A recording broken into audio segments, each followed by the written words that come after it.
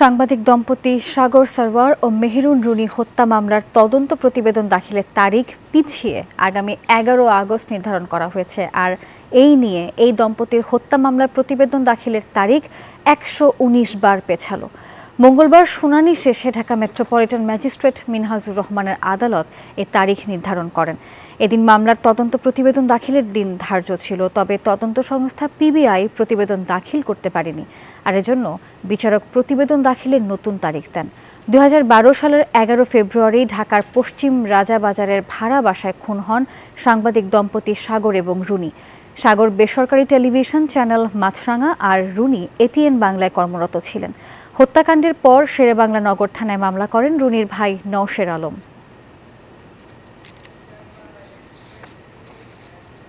Bundle থাকলে প্রতি সেনমানিতে টাকা বাঁচবে। বিকাশ সেনমানি বান্ডেল কিনে জিতুন প্রতি লেনদেনে।